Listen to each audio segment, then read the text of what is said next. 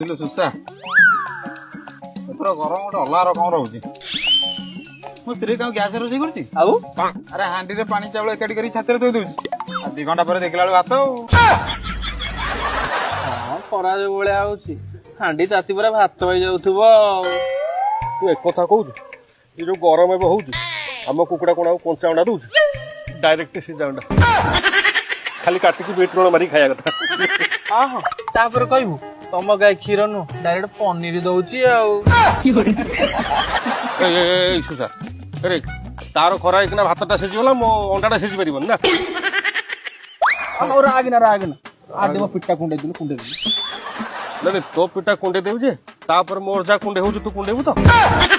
ନାଇଁ ତାହେଲେ ଥାଉ ମୁଁ ମୋର ନିଜେ କୁଣ୍ଡେଇ ଦଉଛି। ହେଇରେ ଏବେ ତୋ ଦେହ ସାରା ବା କିମିରି ହେଲାଣି। ତ ମାଇକିନା କହୁନୁ ଘରୁ ବାହାରିଲା ଟିକେ ଡର୍ମିକୁଲ ପାଉଡର ପିଠରେ ପକେଇକି ଛାଡିବ।